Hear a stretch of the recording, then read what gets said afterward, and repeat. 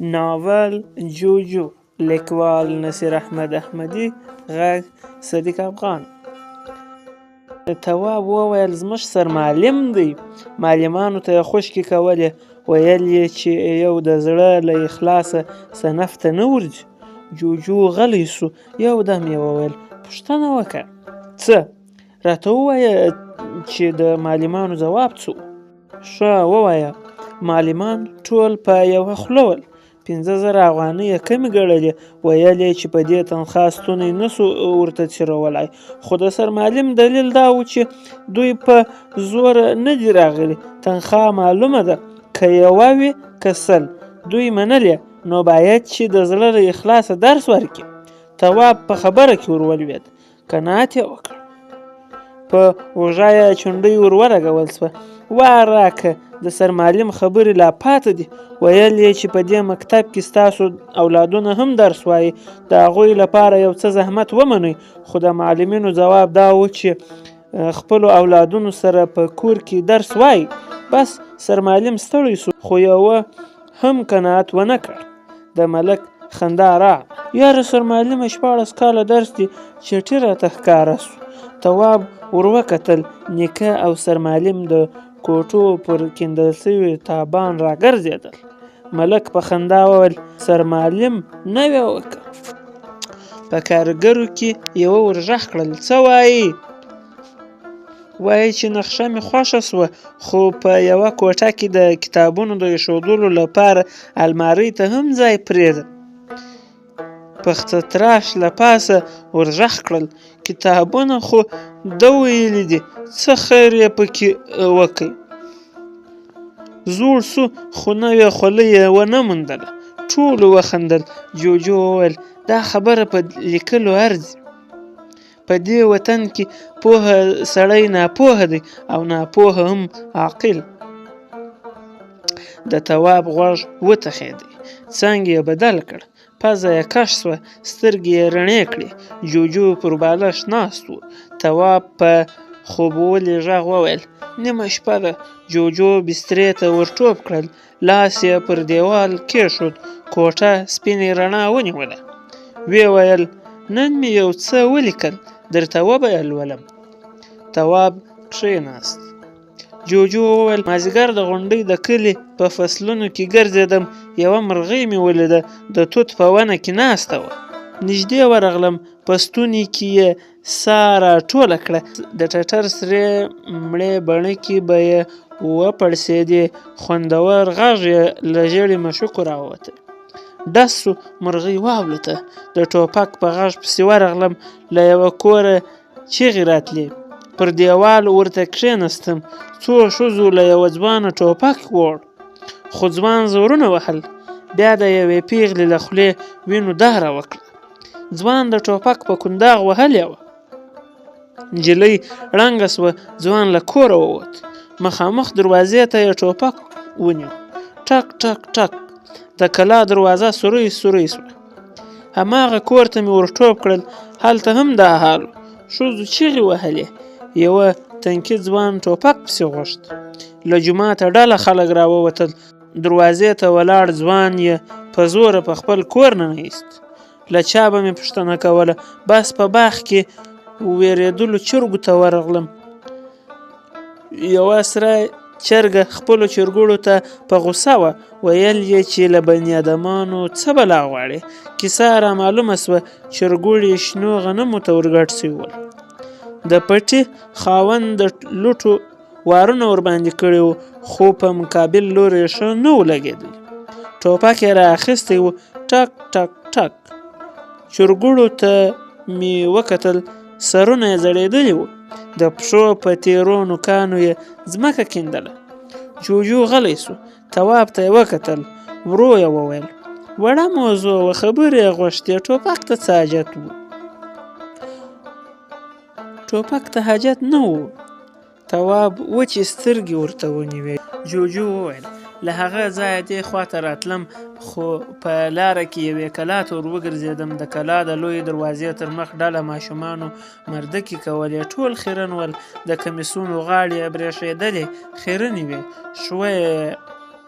خیرې په چاودو ګوتو کې رڼې مردکې ښې نه ښکاري. بس بل څه په خولو نه ورتلل. ستا مور ستا خور د خره بچیه غالۍ دې وکړې. سیوري ته ناستو لویانو هېڅ هم نه ورته ویل، خو تر دوی پیشو ښه وه. زوی یې د کادانې د بام پر سر ناست و. مور یې راغله، تور پیشنګوری یې په خوله کې ونیو. ویې ویل چې له بني ادمانو به څه زده کړې. یوه شېبه کښېنستم. لویانو یوازې د نسوارو په اړه خبرې سره کولې. یوه ته د نسوارو رنګ مهم و، بل ته یې نشه. څومره بېغمه خلک. جوجو غلی سو. یو دم د کلا دروازه وټکېده. جوجو په بیړه پر دیوال لاس تیر کړ. رڼا ورکه سوه. تواب له کوټې ووت، دروازې ته ودرېد. ویې ویل څوک یې؟ د دروازې له شا وارخطا غږ راغی. زه یم لال محمد. له یوې کوټې بل څراغ راووت. تواب دروازه خلاصه کړه. د څراغ رڼا په وارخطا سړي ولګېده. سړی تر تواب مخکې سو. کلا ته ننوت. په خواره خوله یې وویل باتوره د خدای روی ومنه، د زمړکو مور مې په اولاد ناروغه ده، تر ښاره یې ورسوه. د تواب پلار خپل کیڼ لاس د څراغ رڼا ته ورنږدې کړ. په خوبولي غږ یې وویل په دې نیمه شپه به تر ښاره څنګه ځو؟ د موټر 2 ساعته لاره ده. سړي خواست کاوه. باتور د موټر په کلي پسې لاړ. شېبه وروسته د موټر د چالانېدو غږ واورېدل سو. په مخامخ دیوال تیز رڼا ولګېده.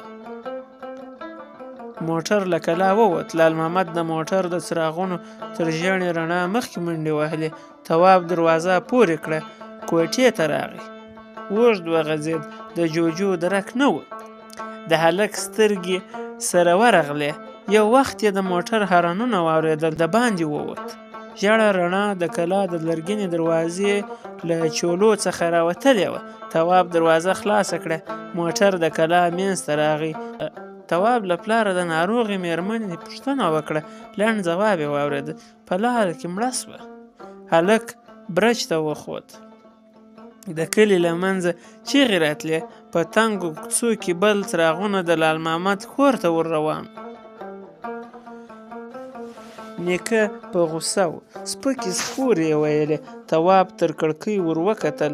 د سهار خړه وه. نیکه په ډیران کې ګرځېده. هلک د باندې ووت. ښځې او نجونې په چوتره کې ولاړې وې. وارخطا ښکارېدلې. بوډا په ګوتو کې نیولی کاغذ پورته ونیو. په خوشکه یې وویل زما کوټه چا جارو کړه؟ د تواب مشره خور د خپلې مور تر شا ودرېده.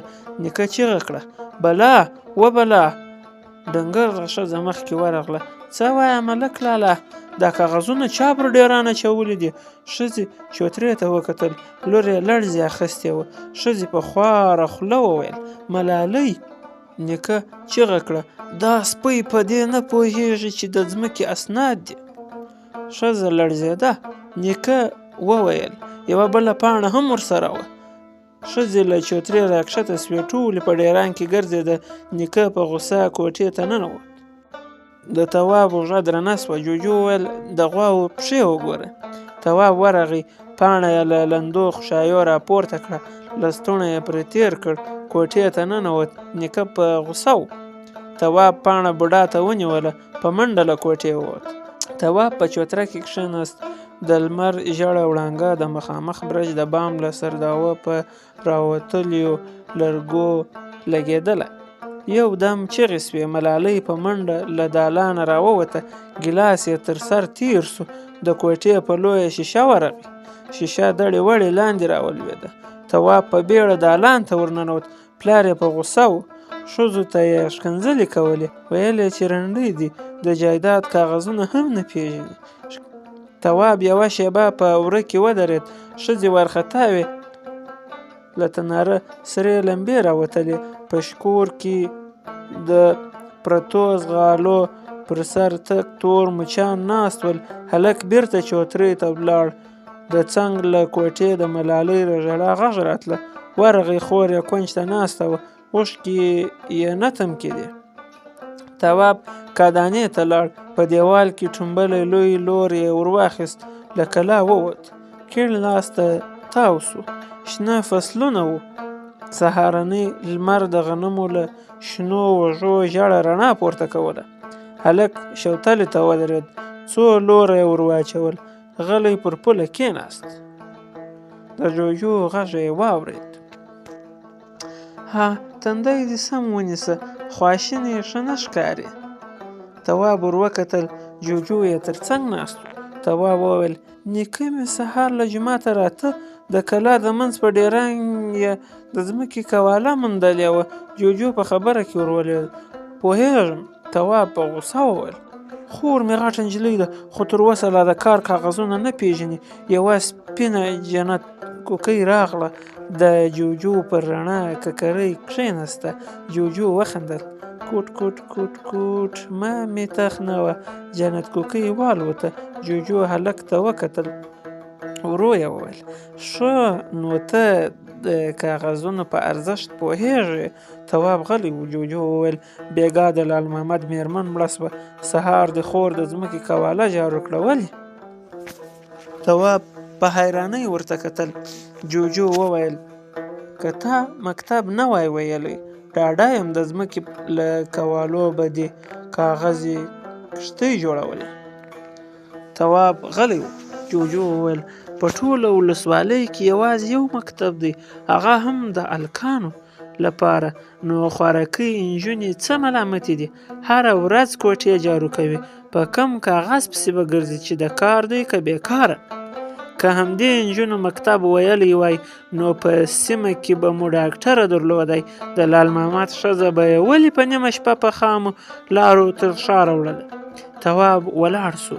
لور یې ور واخیست. یوه پنډه شوتله یې ورېبله. کور ته ولاړ. شوتله یې په اخوره کې واچوله. په چوتره کې دسترخوان ته کېناست. نیکه ته یې وکتل.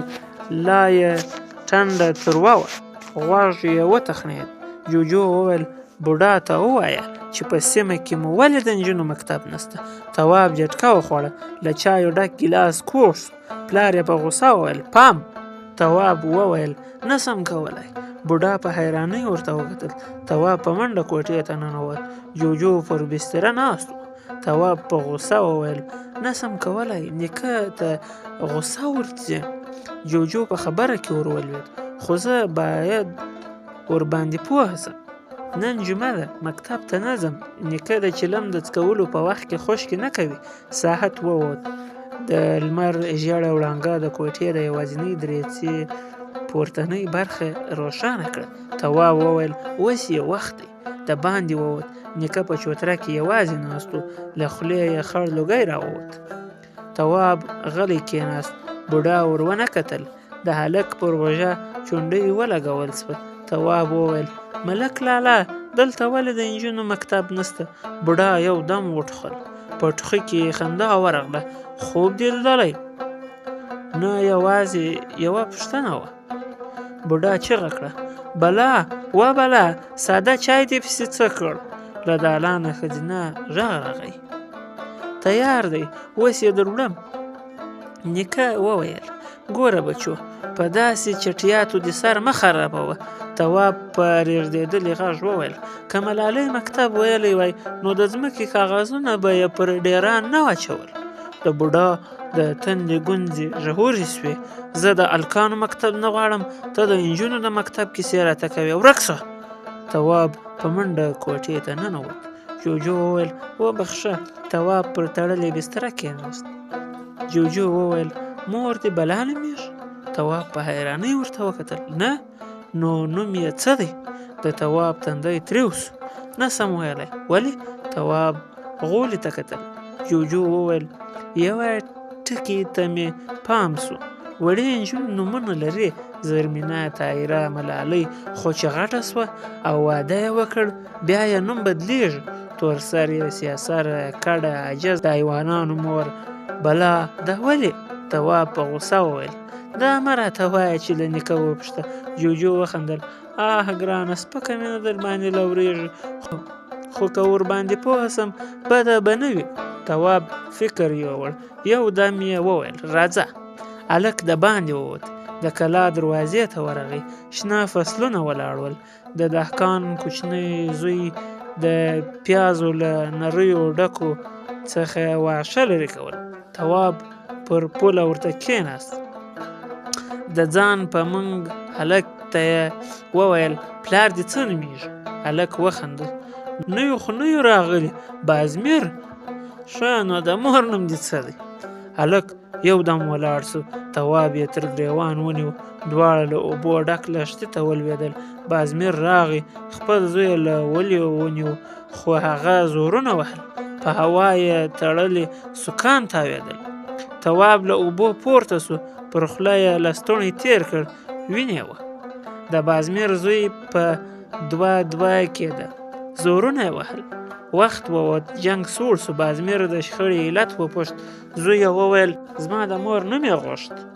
سړي ته غوسه ورغله. تواب ته یې وکتل، په کاوړ یې وویل ته بد اخلاقه یې، نیکه ته دې وایم. تواب روان سو، نیغ کور ته لاړ. د مکتب کتابونه یې راوپلټل. جوجو وویل پزه دې هم وینه ده. تواب په دیوال کې ټومبلې وړې آینې ته ودرېد. د مور ټیکری یې پر پزه تېر کړ، بیرته په خپل ځای کښېناست. جوجو وخندل. نو ته بد اخلاقه یې؟ هلک په غوسه ور وکتل. جوجو وویل ټوکه وه. تواب یو کتاب ور واخیست. جوجو وویل ښه نو د ښځې نوم اخیستل بد اخلاقي ده. تواب په خبره کې ور ولوېد. نه پوهېږم، خو دوی یې شرم ګڼي. د کلا دروازه وټکېده. تواب ورغی. سرمعلم ولاړ و. ملک یې غوښت. هلک د نیکه د کوټې خواته منډه کړه. نه و. دالان ته ورغی. له موره یې پوښتنه وکړه. بیرته لویې دروازې ته ورنږدې سو. سړی یې وپوهاوه چې نیکه په کور کې نسته. سرمعلم ګام واخیست، خو تواب یې تر مخ ودرېده. سر یې وځړېد. ورو یې وویل نیکه مې مور ته بلا وایي، پلار مې د سیاسرې نوم ورباندې ایښی، تره مې خپله ښځه عاجزه بولي. دا ولې؟ سرمعلم وخندل. په اصلي نومونو یې شرمېږي. تواب وویل په رښتیا هم شرم دی؟ سړي د تواب پر سر لاس ور تېر کړ. ورو یې وویل زموږ د پیغمبر صلی الله علیه و وسلم مور بیبي آمینه نومېده، میرمن یې بیبي خدیجه وه، او لور یې هم بیبي فاطمه وه. که شرم وای بیا مو په همدې نومونو نه یادولې. سرمعلم روان سو. تواب یوه شېبه د دیوال سیوري ته کښېناست. د نوې کلا پخڅه د کلي له ټولو کورونو لوړه وه، خو لا هم خټې پرې تپل کېدې. ور اخوا د غره پر څوکه د سپینو واورو سیکه لا نه وه ختلې. تواب تر پړي لاس تاو کړ. د څا د څرخ غنجا سوه. ډکه بوکه راوخته. جوجو د رڼو اوبو پر سر ناست و. تواب په بیړه وویل په څا کې دې څه کول؟ جوجو ټوپ کړل. د هلک پر اوږه کښېناست. له چونګښې مې معلومات غوښتل. ژوند یې سخت و، په تیاره کې اوسېده، خو شکایت یې نه درلود. ویل یې چې ښه ده، انسانان نه وینم. تواب ډکه بوکه په سطل کې تشه کړه. سطل یې کوچني سخوندر ته کېښود. جوجو وویل ښه یې نه ساتې، ورته وګوره وربز یې له اوبو نه پورته کېږي. تواب په بیړه وویل پلار مې. جوجو ورک سو. باتور په چوتره کې ودرېد. په زوټه یې وویل د مېلمنو د کوټې کنجي راوړئ. ډنګره ښځه په بیړه له کوټې راووته. په سره سپڼسي کې پیلې کنجي یې سړي ته ونیوه. باتور له کلا ووت. تواب ګړندي ګامونه واخیستل. د مېلمنو کوټه د کلا پر دیوال پورې نښتې وه. هلک کوټې ته ورننوت. نیکه د اوږدې کوټې په بر سر کې ناست و. له مېلمه سره یې خبرې کولې.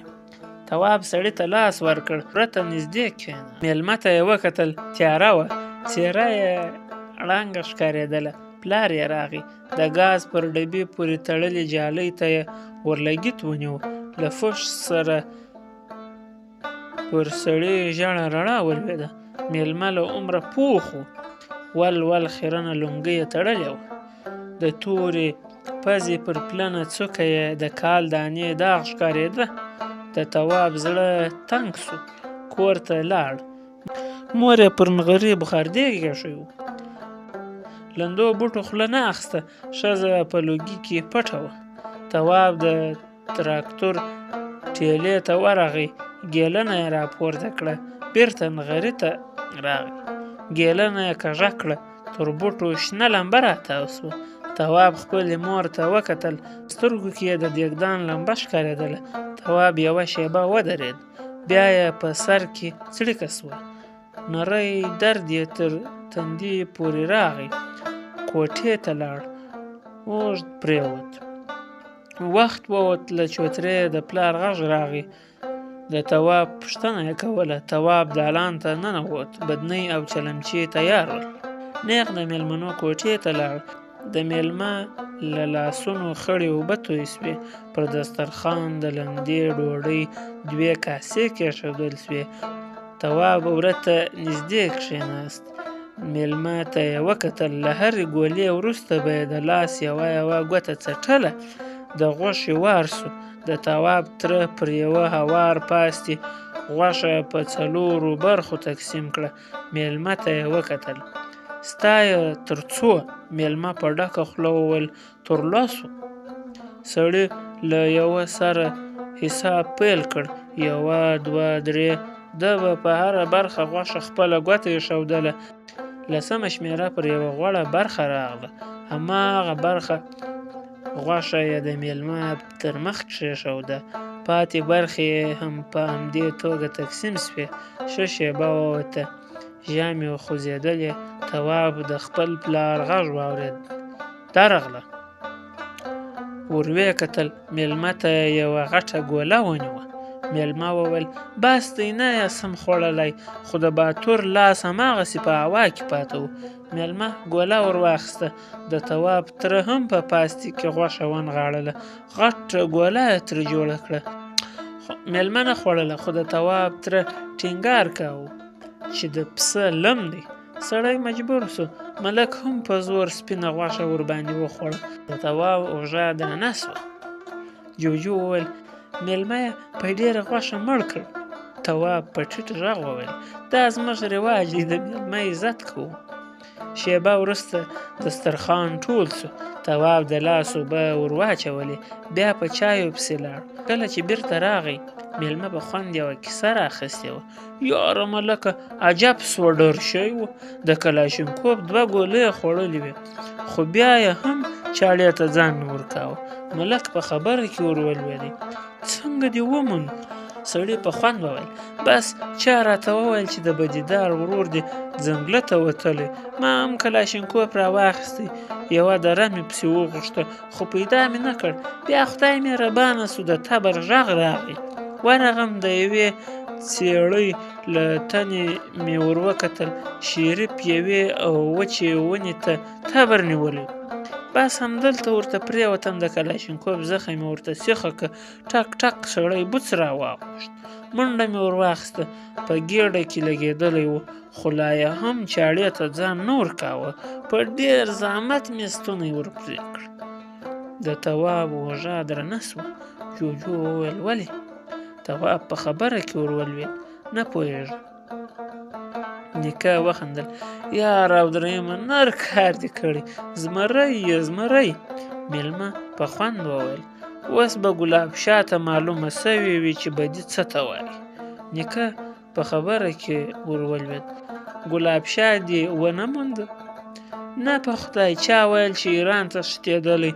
بس په کومه ورځ چې یې زما ورور راوویشت، له هماغه ساعته ورک دی. خو ښه سو، ما یې هم د ورور ستونی ور پرې کړ. خلاص په خلاص. د نیکه خندا پورته سوه. یار او درېیمه زمری یې زمری. جوجو وویل: زمری څه ته وایي؟ تواب وویل: یو حیوان دی. نو مېلمه ولې د دې نوم په اورېدو سره وپړسېد؟ حتما به کوم ښایسته حیوان وي. نه، زموږ د مکتب په کتاب کې عکس شته، ببره بدشکله څېره لري. جوجو وویل: ته به نه یې خبر، بوی به یې ښه وي. که داسې وای، نو پر خوله او پزه به یې مچان نه راټولېدای. هوښیار به وي. نه، یوازې په ښکار کې پیاوړی دی، نور ژوندي ساري وژني. جوجو وویل: بیا خو د نیکه سم ورته وایي میلمه په رښتیا هم زمری دی. د نیکه غږ راغی وا هلکه څنګه لکه مچ له ځانه سره بنګېږي. تواب وارخطا سو. هېڅ په منډه د باندې ووت. کلا ته ننوت. په چوتره کې غلی کېناست. چوپتیا وه. پورته په رڼو ستوري کې د تیارې سور څراغ مړ او بل کېده. جُوجُو وویل ښه نو زمری مو د غیرت نښه ده. هلک غلی و. جُوجُو وویل په تاسو کې قتل څومره اسانه دی. هلک په خبره کې ورولوېد. خپل وار یې واخیست. جُوجُو وویل قتل ګلاب شاه کړی و. ورور یې څه ګناه درلوده. تواب په خبره کې ورولوېد. سر دې مه خرابوه. دلته 100 کلنۍ بدۍ پاتې دي. مړی نیکه کړی وي غچ یې بیا لمسیان اخلي. ناڅاپه ډزې سوې. 2-3 دقیقې پرله پسې ډزې. تواب له چوترې ټوپ کړل. په منډه له کلا ووت. نیکه او د تواب پلار هم د باندې وول. د میلمه درک نه و. نیکه په بیړه وویل توابه زویه له میلمه سره پاته شه. تواب کوټې ته ننوت. میلمه دیوال ته غلی ناست و. وارخطا ښکارېده. وروسته یې د ګاز ډبې ته لاس ور وغځاوه. تیاره سوه. تواب وویل ډزې په کلي کې دي. د میلمه وارخطا غږ یې واورېد. تا ته د بدۍ زور نه دی معلوم. د ښځو چیغې سوې. تواب کړکۍ خلاصه کړه. د کلي له منځه کوکې راتلې. تواب وویل مه وېرېږه په تا پسې نه دي راغلي. ځواب یې وانه ورېد. تواب د باندې ووت. په کوڅو کې بل څراغونه ګرځېدل. مخکې لاړ. د کلي منځ ته ورسېد. خلک راټول وو. تواب اخوره ته وخوت. پر یو چا سپین څادر هوار و. د څادر یوه برخه په وینو سره وه. له څنګلورو کوره د ښځو کوکې راتلې. د تواب اوږه په شدت وخوځېده. نیغ کښېناست. سترګې یې وموښلې. جُوجُو و. تواب په بیړه وویل دا 2 ورځې چېرته وې. جُوجُو په خبره کې ورولوېد. هلکه تنور وګوره. جواب په حیرانۍ ور وکتل. جُوجُو وویل په لښتو او خوشایو کې د شګې مرمۍ پرته ده. هلک ولاړ سو. دالان ته یې منډه کړه. د خپلې مور له لاسه یې اورلګیت ونیو. ټیټ سو. له تناره یې لښتې راوایستې. د دهشکې په ژېړه مرمۍ کې د بېګانۍ انګار سره رڼا ښکارېدله. هلک توده مرمۍ د تناره پر غاړه کېښوده. ښځو ته یې وکتل. د ټولو سترګې رډې راختلې وې. خور یې چیغه کړه دا ټول ستا له لاسه. تواب په خبره کې ورولوېد. چټیات مه وایه. مور یې وویل ته باید خطرناکه شیان په لښتو کې پټ نه کړې. د تواب تندی تریو سو. زه نه وم خبر. خور یې وویل نو پیریانو احوال درته راوړ چې په تناره کې مرمۍ ده. تواب په منډه له دالانه ووت. جُوجُو وویل په دې شنه سهار مې د خولې خوند در بد کړ. هلک اوږد وغځېد. جُوجُو وویل پوهېږم بې ځایه یې ملامت کړې. څه چې وینو ډېر وخت رښتیا نه وي. هلک چت ته کتل. د جُوجُو غږ یې واورېد. اوس به ستا د پوښتنې ځواب درکړم. په سفینه کې یوه تخنیکي ستونزه پیدا سوې وه. یوه ورځ یې کار غوښت. بله ورځ څو کلیو ته په تحقیق پسې لاړم. تواب هماغسې غلی و. جُوجُو وویل تندی دې سم ونیسه. خوشحاله اوسه چې اور یې نه و بل کړی. له چوترې د نیکه غږ راغی بلا وبلا د اوداسه اوبه راوړه. جُوجُو وویل هو رښتیا.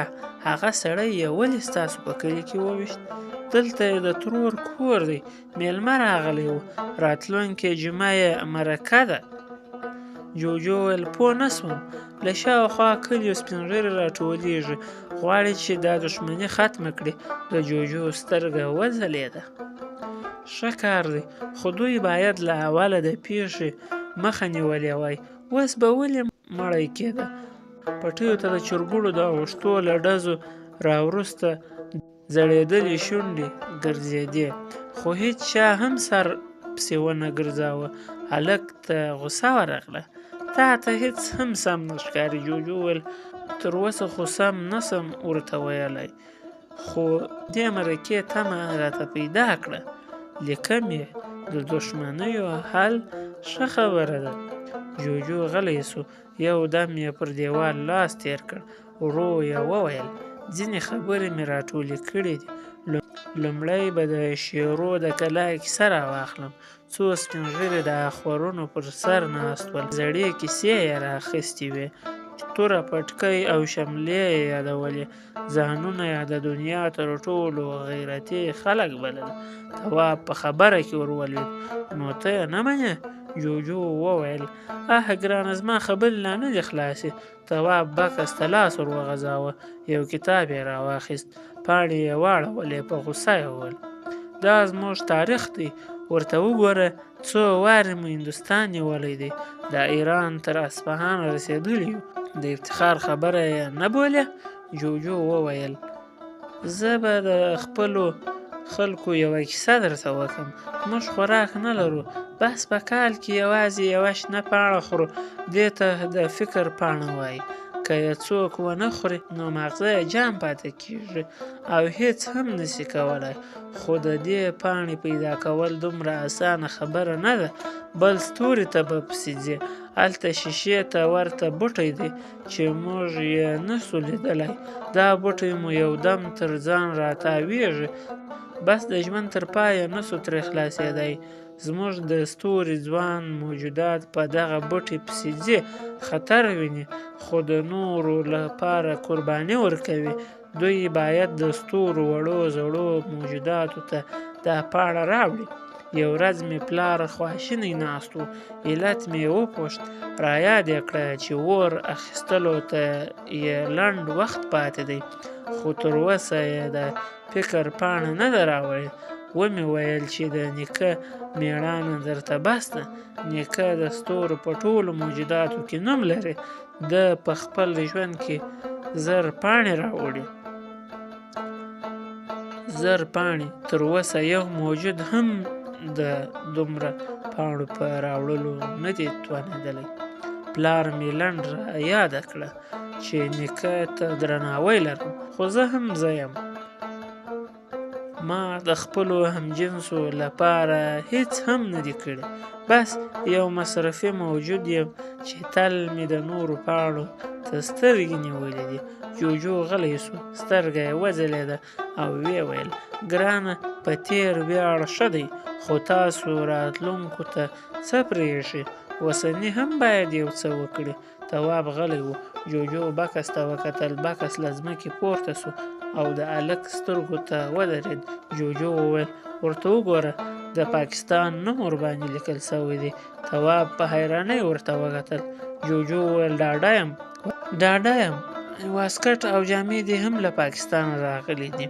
پیالې ته وګوره، د ایران ټاپه ورباندې ښکاري.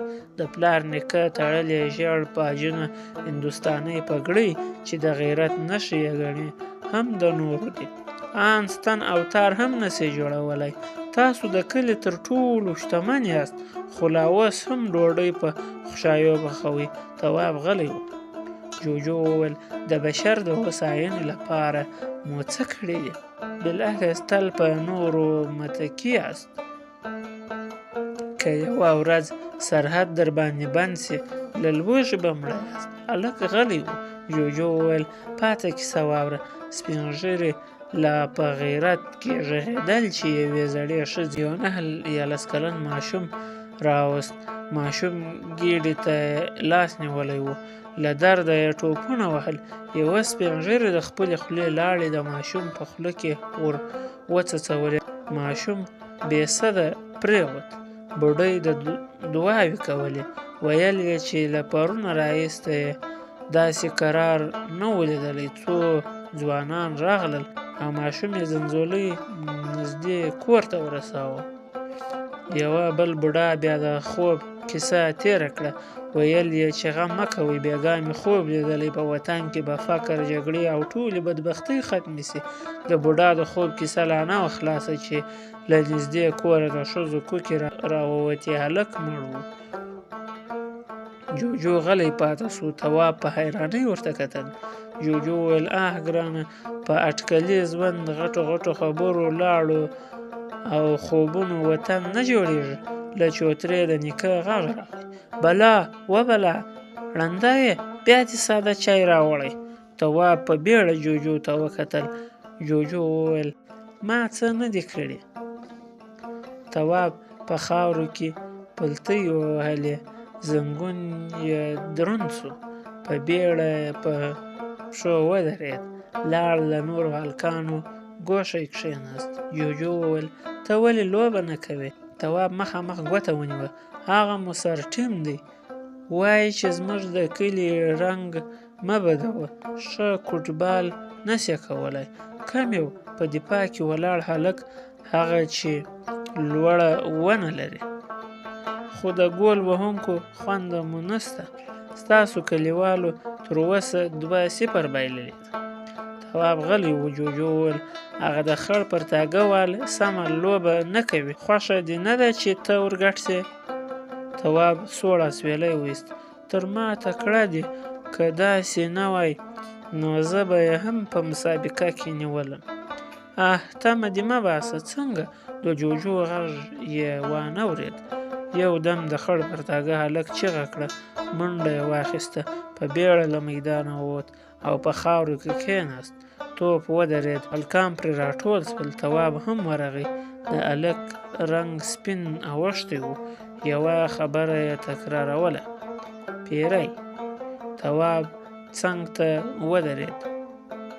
جوجو وویل تندی دې سم ونیسه. بس په روژه ور کښېناستم، له پزې مې کش کړ، نور مې هېڅ نه دي کړي. یو هلک وخندل. مات یاست، بانې کوئ.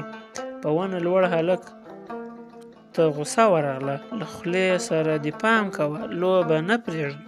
وروسته یې په خاورو کې ناست هلک ته وکتل. راځه، 10 دقیقې وخت لا پاته دی. هلک ځای په ځای ناست و. پر ونه لوړ هلک وویل پروا نه کوي، په 10 نفرو هم توپ کولی سو. د تواب په غوږ چونډۍ ولګول سوه. جوجو وویل ور مخته سه. تواب د نري هلک مخ ته ودرېد. ما نیسئ؟ هلک د هو په بڼه سر وخوځاوه. تواب لوڅې پښې میدان ته ورګډ سو. یوه شېبه یې منډې وهلې، خو توپ یې پښې ته نه سیخېده. اوږه یې درنه سوه. جوجو وویل ګول ته ور نږدې سه. تواب د مقابل لوري له دفاع سره ودرېد. توپ هوایي راغی. په دفاع کې ولاړ چاغ هلک منډه ور واخیسته. توپ ته یې سر ورکړ، خو توپ یو دم لوړ سو او د تواب پښو ته ولوېد. تواب د خپلې ښۍ پښې بټه ګوته ورته سیخه کړه او توپ د ګولچې له اوږې سره ښوی تېر سو. یو دم چیغې سوې. میدان نارو او چکچکو پر سر واخیست. شېبه وروسته بل توپ د تواب پښو ته ولوېد. چاغ هلک منډه پرې راواخیسته. یو دم یې ټوډه ووهله، پړ مخ یې پرېوت. تواب توپ په لغته وواهه. توپ تیز نه و، خو ګولچې حرکت ونه کړ. توپ په رغړېدا له دروازې ووت. چکچکو، نارو او شپېلکونو زور واخیست. ګولچې چیغې وهلې، قسمونه یې خوړل چې کوم چا تر پښې ټینګ نیولی و. چاغ هلک هم همدا یوه خبره راخیستې وه. ویل یې چې تواب پښه ورته کېښوده، خو نورو ورپورې خندل. لوبه مساوي ختمه سوه. تواب د کلي هلکانو پر اوږو واخیست، په ټول میدان یې راوګرځاوه. تر کلي پورې هم د تواب صفتونه اورېدل کېدل. تواب نیغ جومات ته لاړ. د ماښام لمونځ یې په ملا پسې وکړ. بیا یې کور ته مخه کړه. چوترې ته وخوت. غوږ یې ونیو. له یوې کوټې د ژړا نری غږ راته. ورغی. د تره پیغلې لور یې ژړل. د خولې له کونجه یې د وینو نری سره لیکه راماته وه. تواب د هغې تر څنګ کښېناست. یوه شېبه غلی و. بیا یې ورو وویل څه سوي؟ د نجلۍ زړه زور ونیو. له چوترې څخه یې د تره چیغه راغله. دا سپی مه راباندې وزنه، مېړه غواړي. وارخطا ښځه کوټې ته راننوته. د نجلۍ پر خوله یې لاس کېښود. په ژړېدلي غږ یې وویل د خدای روی ومنه، غلی سه. که دې نیکه خبر سو، خدایه که د ژوند څکه ورنه وکړې. تواب وویل رڼاوې څه خبره ده؟ ځواب یې وانه ورېد. تواب د باندې ووت. مور یې غوا لوشله. ورغی، پر اخوره یې کښېناست. ورو یې وویل: هیلۍ یې ولې وهلې؟ ښځه غلې وه. نږدې تړلې خوسکي د غوا د غولانځې خواته زورونه وهل. د دېګ په تل باندې د شیدو د دارو د لګېدو غږ اورېدل کېده.